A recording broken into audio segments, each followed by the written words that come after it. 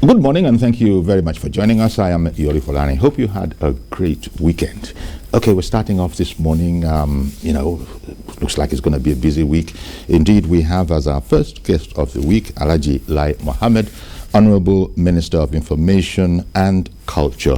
Alhaji Lai Mohammed, thank you very much for coming on the program. Thank you. It's always a pleasure to be here. Indeed. Now, you've been very busy because people would have seen you right through the week, but on about 2 of those days, you were actually out of circulation, but still continuing to be busy. You were in Spain over the weekend, meeting with the United Nations World Tourism Organization.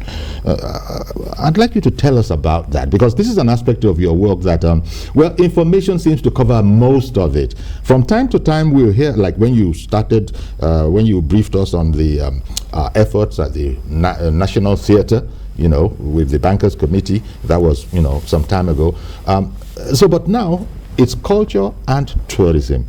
What was it you were discussing with the UNWTO? Thank you, Yori. I went to Spain, Madrid, Spain, to sign the hosting the hosting agreement with the United Nations World Tourism Organization to host the first ever global conference on cultural tourism and creative industry, which is actually officially called Global Conference on Linking Tourism, Culture and Creative Industry, Pathways to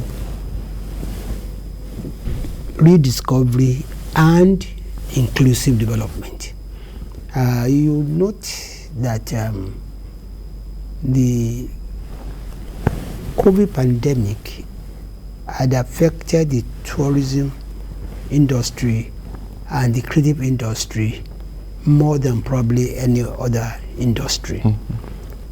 So the timing of this conference is very important in the sense that it will offer the opportunity for the world to reposition the creative industry. And we must not forget that tourism and the entire gamut of creative industry is responsible for about 3% of the global GDP, and it employs about 30 million people. Worldwide. Regrettably, the COVID-19 had so much impacted negatively the industry that global revenues shrunk. For instance, public appearances, organizers of public performances lost about 30% of their royalties, while the film industry alone globally lost about $7 billion. So hosting this particular conference will enable not just Nigeria but the whole world to hasten the recovery of the industry, the creative sector. Okay, and this conference, this World Tourism Conference, is scheduled for November later this year. Absolutely, yes. Now, the World Tourism Organization of the UN, it's been in existence for quite a while. We were speaking off air, and you were, informing me that it's, in the area of 50 years. But here we are, the inaugural World Tourism Conference is coming to Nigeria. How is that? How were we selected? Well, I think this is probably the second time in 4 years that Nigeria will be hosting an important UNWTO conference. Okay. In 2018, Nigeria also hosted what you call the Commission for Africa Regional Conference, and it was hosted very successfully in Abuja. Now that Nigeria is chosen to host this maiden global conference on the industry, I think is recognition of the role the country is playing in the industry. It's a recognition of the fact that Nigeria today, through its films, its music, its fashion, has become the hub, not just for sub-Saharan Africa, but it's actually become the catalyst for the growth of this industry. And that is why we believe we are very privileged to have been chosen to host this conference. Before now, what we used to have would be regional conferences. In other words, Africa will hold its own, Europe will hold its own, the Americas, the Asia. But this time around, it's global. The entire world. So what does that say to you, Alhaji, about perceptions? Because in spite of the challenges, security challenges that we have, and in spite of the reporting and sometimes misreporting of the situation in Nigeria, it means that it wasn't washing, or what am I to draw from this, that UNWTO says that the global conference shall be in Nigeria. No, I think it is because the UNWTO sees the bigger picture about Nigeria, and while appreciating the security challenges we are having today, also recognizes that the country is also making a lot of progress in the area of cultural tourism, in the area of creative industry. And it's our music, our film, our fashion, our gastronomy that actually drives the tourism industry. And today, thanks to our musicians like Whiskey, like Davido, like Olamide and the others, hardly do you go anywhere in the world today that Nigerian music is not heard. And our artists today are probably the fastest selling artists in the world. They're one of the few artists that who are sold out, So they're like actually like Burna Boy and co. They're like ambassadors in their own, very great ambassadors. So I think it's in further recognition of that the UNWTO has chosen Nigeria to host this very important press conference, which will take place in Lagos. Okay, in Lagos. Yes. And I'm just guessing now, the National Theatre probably is the most appropriate venue for that kind of thing. Of course, yes. You see, the National Theatre will be the venue, and it's going to hold between the 14th and the 16th of November. Originally, we thought it will hold between the 28th and 30th of November. But when we got to Madrid, we found out that by the 28th, the preliminary, stages of the World Cup would have started, and we did not want any distraction. This is a global event, and we didn't want any distraction, so we agreed to move it 2 weeks, ahead, so that we would now start on the between the 14th and end on the 16th. And of course, the National Theatre, for many reasons. Our choice of National Theatre is very strategic.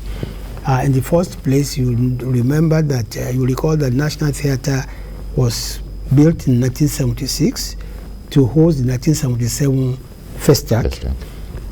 But since then, regrettably, it has not been. The facilities have been run down, both fabric, services, and facilities.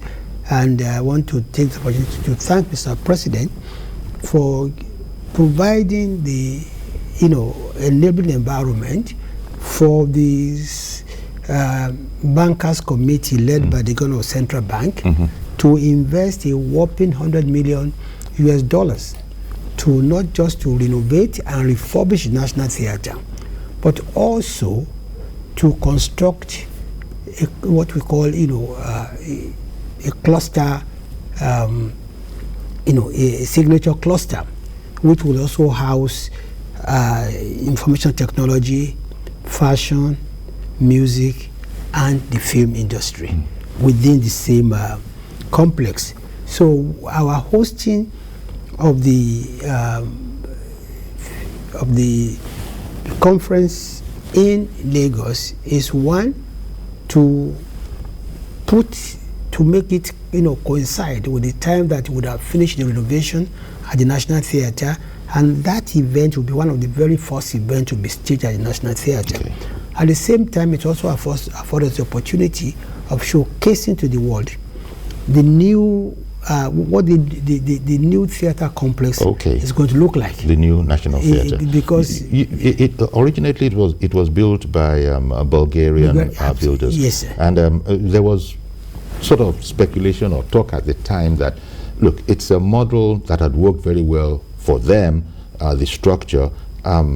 People were to say later on, don't know how much they knew about it, that it wasn't exactly for our tropical environment. The structure seemed to be go and import a beautiful edifice from wherever it is without minding the local conditions. Were those issues being addressed, if at all they are even significant? You see, I was, on the 14th of February last year, we signed the MOU, that's the Freedom of Information and Culture on behalf of federal government, with the Bankers Committee, CBN, to begin this renovation. Since then, we have visited, the site 3 times, actually twice after the groundbreaking, and I'm impressed by the enormity of the job that is going on there. Okay. And if indeed there be any inadequacies, shortcomings in the original concept, this renovation is going to take care of it, because it is a Nigerian consortium that is managing the renovation, and I can assure you that by the time it is completed, it will be a world-class, theater. Now, as you are putting together all these aspects of our culture, you spoke about the culinary part, the arts themselves, the film, and all of that. This conference that is global, I'm trying to understand what it will do for that community, and by extension for Nigeria itself. When I say that community, I mean the artistic, cultural society. Yeah, you see, the global conference is going to reposition the creative industry. That is the film, the fashion, the music. Where we already have some stature entire on our own heritage of Nigeria. But you see, don't forget, like I said at the beginning, a culture that the creative industry is responsible for about 3% of the world GDP, and in Nigeria is about 2% of the GDP. And after agriculture, it is the largest employer of labor in Nigeria. So holding this conference, apart from giving us the opportunity to showcase Nigerians, culture, Nigerians, creative industry, is also going to lead to, an increase in our GDP, better contribution to GDP. At the same time, it's going to create employment opportunities for many talented Nigerians. It's like asking what Festac did to the economy of Nigeria. This is going to be like a kind of mini Festac, where the latent, talents of young men and women will be put on world stage. Okay, following this conference and decisions reached and programs instituted after it. You see, Mr. Folari, this particular conference is going to redefine what creative conference is all about. Okay. This particular conference is not going to be about talk. It's about performance, see. Because I was going to come there. Yeah. So, but I thought this was going to the November 22 to 24. You event. See, of course, we'll have the usual, opening. Papers and all of that. We have the usual papers, but really, it will be back-to-back showcasing. Okay. Or the various aspects of interest in Nigeria, be it fashion, be it animation for children, be it films, drama, be it music, be it drama, be it showcasing our food and things like that. So yes, it's going to be a conference, but it's going to be more of a practical kind of thing of showcasing not just Nigeria, because like I told you, it's a global conference, and I think a few other countries are also coming to showcase their own cultural heritage. And the Secretary General of the UNWTO has promised that he is going to kickstart the global campaign and awareness for this exactly for this conference around the world for them to know that November is a date in Nigeria, as it concerns culture and tourism. That gives me an into asking what your assessment is of Nigeria's attitude to culture and support for it. Development. When you look at our museums around the country, putting together cultural entities. I remember people had often come from outside. I think the late Adoni, Susan Wegner, those kind of people, they used to come. They were cultural ambassadors. They even became Nigerians. Even as not even full Africans, they became African in mind. Yeah. So their local communities adopted them, understood. Would you say Nigeria generally also adopts culture in that way? So it's important to us as a people first. Absolutely. When we go to any community, it is the culture that drives them, both in terms of morals, in terms of their calendars, in terms of their occupation.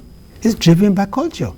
Nigeria is a country very deeply steeped in its culture and its ways. And that is why you see a lot of domestic tourism as much as international tourism. Well, domestic tourism, what I mean by domestic tourism is that when you look at Nigeria, there's absolutely no part of Nigeria without its own unique cultural attraction. That's and right. The people there develop it, the people there, thrive on it, and the kind of support the government has given them. It is in form of the cultural industries that the government has all over the country. The government also has made, regulations and laws that promotes, cultural, development. So, in the area of supporting our local tourism, in the area of supporting our, our culture, there's a lot of collaboration between the federal government and the state government. Okay. Because basically, you see, culture and tourism, they are local issues. They belong to local governments. They belong to states. What the federal government does is to provide that enabling environment. And that is why even when you look at the presidential enabling business committee and the kind of reforms going on even at the airports, kind of reforms going on at the various level is all aimed to make sure that there will be no hindrances to tourism, there will be no hindrances to cultural development. Now, on cultural development, Alhaji, before I jump back into the technical aspects of it, because that you visited Spain and all of that, our cultural values, you've spoken so, about our culture and how the culture is really at the base and the foundation of the people, you know. Are you concerned that of recent, looking at maybe 10, 20, 30 years, there's been an erosion of our cultural values, the way our parents, I don't know how else you know about your culture, the way our parents sort of introduced it to us across the country, wherever you come from in the country, there were sacrosanct values that seem to be trampled upon nowadays if social media is anything to go by. There wasn't the freedom back in the day, 30, 40, 50 years ago, for us to know exactly what was going on. But with the amount of stuff that's going on now and that is coming out in social media, I have been shocked, perhaps you too have been, at, wait a minute, these people are not from anywhere else, they're from here. And our cultural values do not just allow what is going on. What do you think happened? I used to say that something broke. So honestly, that matter you have just raised now, I think we should form the content of an entire, discussion, exclusive. But you are very correct. There has been a massive erosion of our cultural values, and this has to do with everybody, the parents, society, the various governments at every level. We must roll back, because today most parents have abdicated their responsibilities. Most parents don't appreciate the fact that it could backfire when you send a 5-year, a 7-year child to a boarding house. At a time they should be under parental care. Parental associations, the schools are saying that parents have abdicated. No, but you see, you'll be shocked today that some parents take pride that their children don't speak their languages, that their children speak English and they speak French. They don't even speak Igbo, they don't speak Yoruba, they don't speak Hausa, they don't speak Ijo. They don't speak Tiv, they don't speak Idoma. And it is seen as a sign of advancement by such misguided. Believe me, that is wrong. Parents. Because languages are culturally based, and you use your language and your culture to teach your children the morals, the do's and the don'ts. But today, all that has been eroded, so we have to go back. And that is why we started what we came in 2015, 16 actually, with this campaign that change begins with me, which is still running today on NTA, because that change we are looking for is in everybody. It's about advancement and availability of the internet and television. Cultures from around the world seem to have been adopted principally by the youth, but not exclusively by them, which has had the effect, arguably, of diluting our culture with an undesirable kind of. This is another. We are again moving towards a very controversial area, which is, should anything and everything be allowed on the social media? And if you look at even the so-called developed countries, there are moves now to protect children, to protect the underprivileged, to protect the minorities from certain, content, being exhibited on the social media. And that is why a few years ago, we decided that we must do something about the social media. Yeah, okay. Social media. That created an uproar. No, but unfortunately, it will. But unfortunately, it is the right thing to do. A few weeks ago, a particular video went viral in Nigeria where a 10-year-old girl was alleged to have been drugged and been raped, or whether it's by her peers. Kind of a sex orgy, and you begin to ask yourself, not by outsiders, but among her own classmates. Among our classmates, you see, so you can see, you ask yourself and say, look, is this the kind of thing that is wholesome for children to see? Like I say, that's another very controversial, and we go back to it. But you see, but believe me. But how we got to that stage is people might look to culture and say, but this is not our culture. People are allowed to. Definitely not our culture. But I'm saying that a lot of the parents fabricate their responsibilities. They can't escape. They cannot escape it. Yes, you see, it's not, schools will mold you. But there are some things that only your mother and your father can teach you. Which is part of a global culture.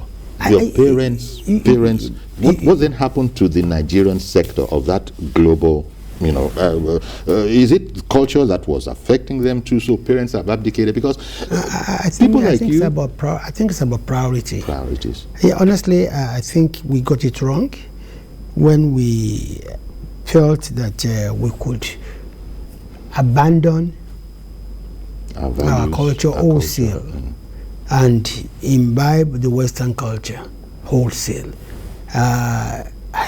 There's so many positive aspects of our culture that would, mold children into decent, adults, which unfortunately we've thrown away. And I think we have to go back. Fortunately, the Nigerian Institute for Cultural Orientation is doing a lot in that respect. It's a parastatal under my ministry, and it holds regular workshops. It goes, to every state to try and revive this cultural, Are you hopeful that it can still be revived? Because we are in a democracy. No. We don't live like other countries where whether you like it or not, this is the right thing to do. If you are caught doing anything else, you shall be sanctioned. I think it will succeed because DICO in particular and the NOA in particular, they seek also the collaboration of traditional rulers and faith leaders, religious leaders, in trying to get back this get back to because it's of serious concern, not just to government. Traditional rulers are very concerned. It's of real concern to religious leaders too. Because some of these things are just. At times you begin to wonder: is this really happening in Nigeria? Okay. So, like I said, this is going to be sort of another session, conversation between because you see culture in films from India, for instance. You might search as long as you want. You won't see two people kissing in an Indian film. You go to Chinese films, you see the culture reflected there. As you said, it's a subject for another day. We have the Nigerian Film and Video Censors Board, and they've been having a lot of challenges in the area of, trying to put our movie makers on the path of rectitude on what is accepted, what is not accepted. Sometimes some of them go to court, but we just must continue to ensure that our space, our platforms, only wholesome products are exhibited there. Okay, Alhaji, let me take a break now, and then when we come back, we'll continue with this conversation, and if there are any calls from home as well on this subject matter, we'll take them. Stay with us, please.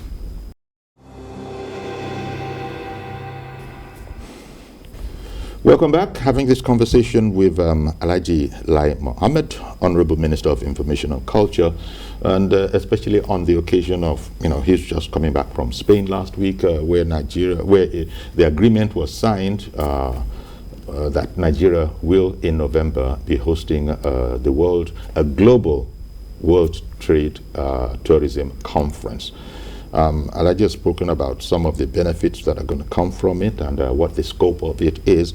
Now the venue, you've also told us, is the National Theatre.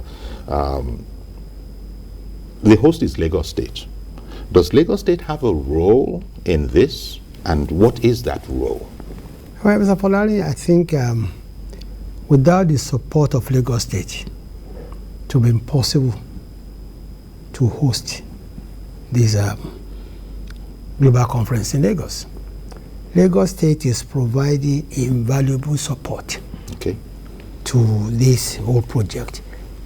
To start with, Lagos State is working with the experts and also the Federal Ministry of Environment to ensure that there's proper environmental management of the activities that will take place. In particular, Lagos State is investing a lot of money in reclaiming the Epidemic Creek. When that is reclaimed, the water in the wetland will be cleaned, and that is going to help the flora and the fauna around that area, and that's creating what you a meant beautiful about the impact on the environment. Secondly, Lagos State government is personally contributing financially to the reclamation and the dredging within the complex. And of course, in the area of transportation interconnectivity, the Blue Line will have a terminal at the National Theatre, and which means there will be ease of access to and from National Theatre by the Blue Line rail. I want to take the opportunity to express our appreciation to the governor of Lagos State, the government and people of Lagos State, for the support, the promise, and the support they are already giving. In addition, sorry, sir. Somebody has been waiting on the phone. Yes. Let me bring in Mr. George in Ikeja. Good morning, Mr. George. Good morning, Uncle Yori, and good morning to the Honorable Minister. Good morning. Uncle Yori, the art and entertainment industry alone in Nigeria is a veritable tool for changing the societal behavior. Yesterday, I watched the resuscitated village headmaster on NTA, and I was asking myself, why is it that the Honorable Minister is doing these things at the tail end of this administration? Many people have been complaining that the National Orientation Agency is not effective and they are not doing what they're supposed to be doing. The agencies under the Minister of Information, that is before you there, sir, they are very strong weapons to change the behavioral pattern of this country. Nowadays, we are seeing stories of 10-year-olds getting involved in sex scandals. We saw a story of 15-year-old attempting to go and hire rooms in hotels to stay with other gender groups among them. A sort of moral collapse generally. Yes.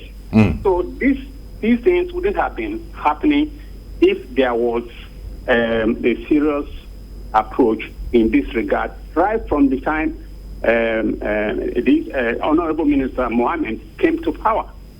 Okay, let me bring it to Alhaji Lai Mohammed. Thank you very much, Mr. George.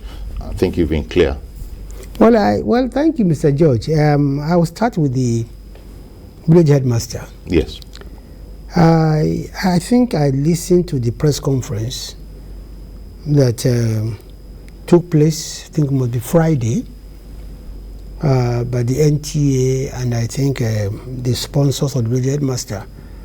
And I think there the DG of NTA was gracious enough to say that it was my personal intervention between the families of the creator of the village headmaster, the NTA, and the Wale Adenuga production that led to the withdrawal of the matter in court.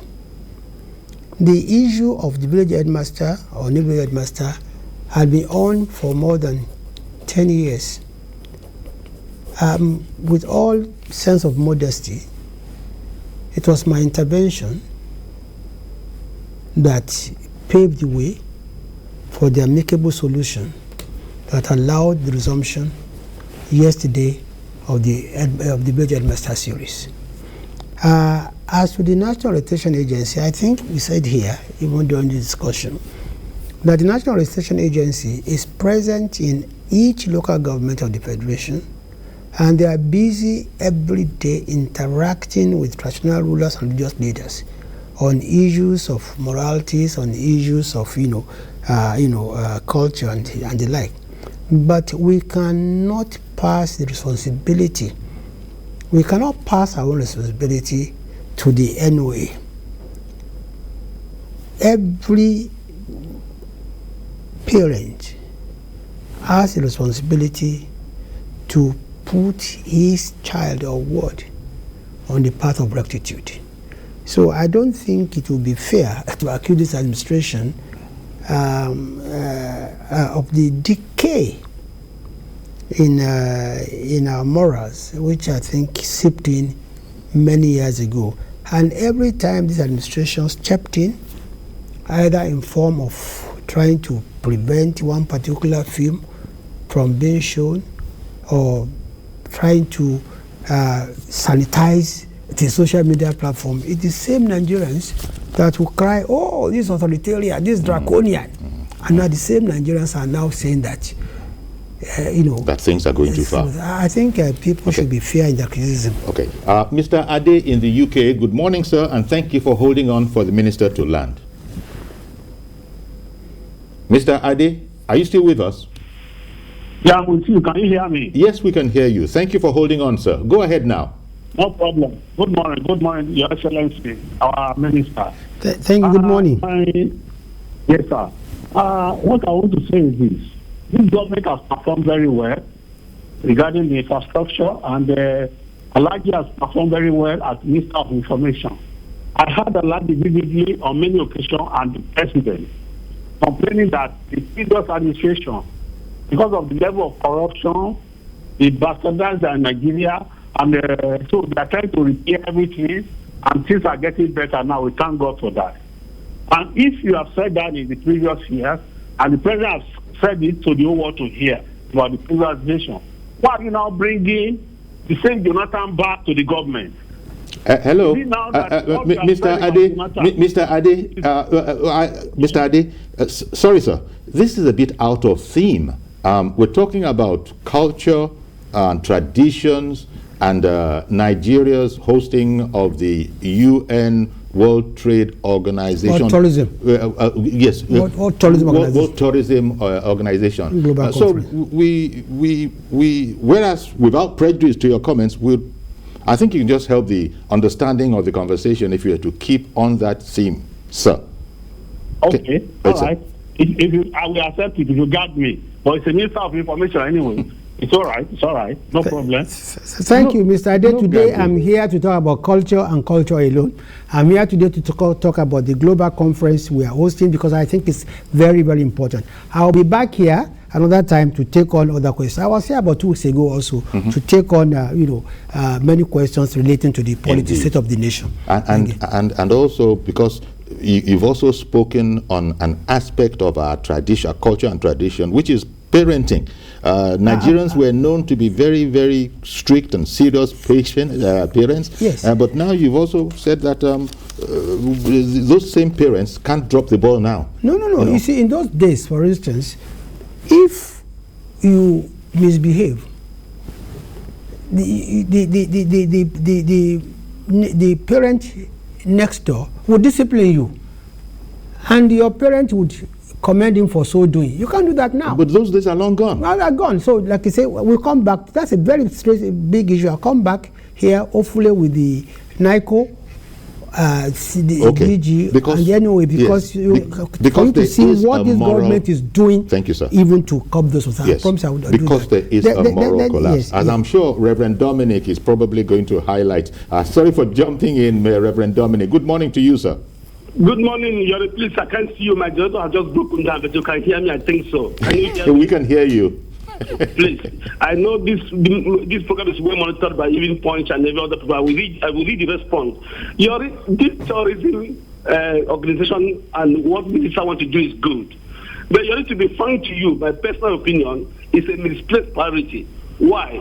Please ask me, Mr. Honorable Minister, you know that I support APC, I support Buhari. Let him mention one tourist center we cannot go today without harassment, without kidnapping, without you and your family to maybe end up in the den of, armed robbers or kidnappers, and you ask for ransom or they died. Let him mention one. I remember we used to have the Ankara waterfall somewhere in Kano, Kaduna. Can we go there today? Let him mention one in the east or west or north or south. So why is it mistake priority? We must have taken, security in check before we could allow people to move freely. One nation that makes much money from tourism is Dubai. You can sleep on the street of Dubai and nobody will harass you. But tell me where we can go to Nigeria today. One of the best way to see a nation is through train. I rode from Rome to London through train. You see the beauty of Europe. Can we ride in train today? Tell me, Minister, I'm not going to see you again. Let me answer sincerely. Where can we go to Nigeria today without fear of being kidnapped? And the tourism is about movement of people. Going to hinterland, going to villages to see a tourist center. Where can we do that in Nigeria?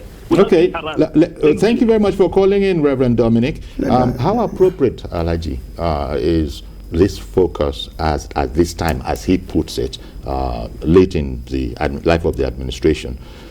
You see, we are talking. How appropriate is it? You see, people exaggerate, and people look at the negative aspect of governance and not and the positive. I will answer his question very easily. He asked me, mention one tourist attraction that people can go today. Only last week, the entire management and board of the National Broadcasting Commission was in Yankari Reserve for a retreat. What reserve? Yankari. Only last week. Mm-hmm. So, I don't think I want to go toe-to-toe with Mr. Dominic. Two, we're talking about creative industry, talking about music, talking about film, talking about fashion, talking about gastronomy, areas where Nigeria is dominating and showing the whole world what the performances. I'm talking about Burna Boy that would sell out 20,000 in O2 Arena, and you are telling me that we have no business, hosting the world, the global conference on creative industry. I think probably he has not been following from the beginning. Okay. I'm not just talking about cultural tourism. But he did. Every year, since I became a minister, I've been at Calabar for the Calabar Festival. Okay. Now I don't know if it's related, but when he was speaking about trepidation at going to centers, event centers, and that kind of a thing, I don't know if it happens around the country, but in Lagos, you're going to an event, you go with trepidation because there'll be all sorts of quote-unquote beggars, aka area boys, that make it, these are not part of our culture. There used to be drummers and that kind of a thing, but there has been a change, is the point that is being made. It is a part of the natural national reorientation that needs to be done, and that is not just with the government alone. Each and every one of us must look inward and say, are we doing the right thing? Okay. Now, just before we, I spoke also about the 4 clusters. Oh, I beg your pardon, Alhaji. Benga in Abuja, first of all, I beg your pardon. He's been holding on for quite a while. Okay. Good morning, Benga. Mr. Benga in Abuja, good morning, sir. I want to appreciate the other minister for the good work he's doing, and he needs to do more. And want to this thing that's going on, about something from Akamata. I don't know who is behind it. There's a good message, and we need more of those things to our society to correct some key information around society, and also to make sure our culture are portrayed in one way or the other. that format or that video clip is really informative, and they are collecting lots of things in way of perceive one another all over the country.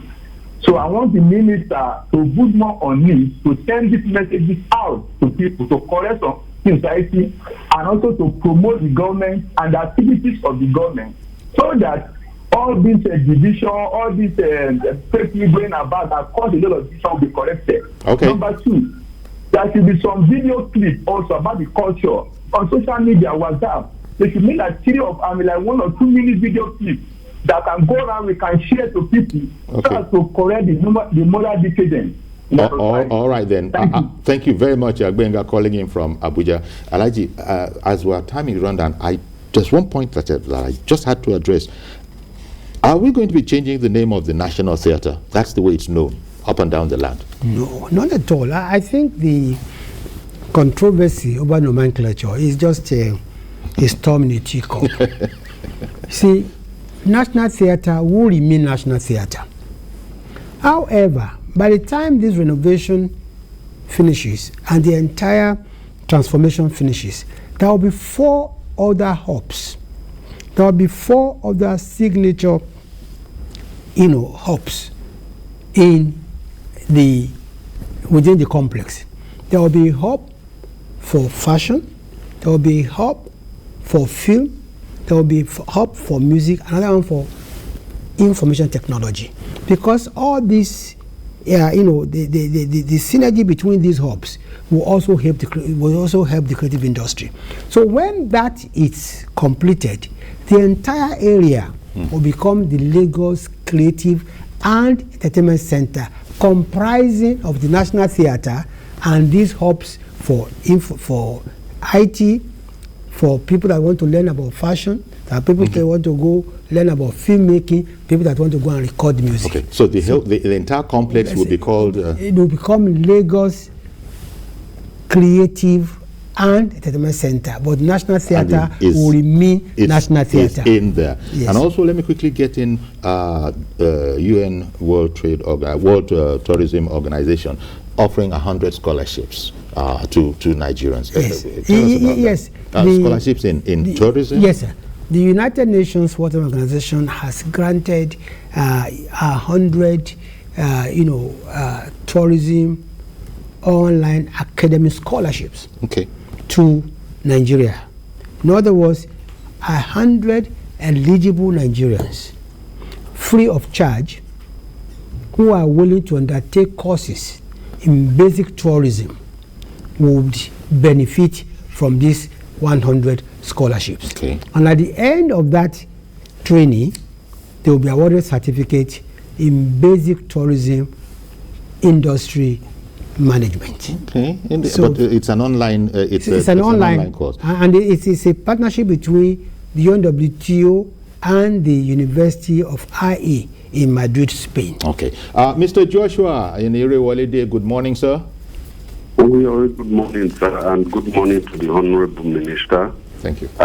Uncle Yore, I'm hopeful that you will still bring back the minister for us to have a whole session. Other aspects. Even the minister offered that he's coming back for that, and we shall hold him to his word. We will be glad. The issue of what is happening to us in Nigeria, I think, is a matter of corruption.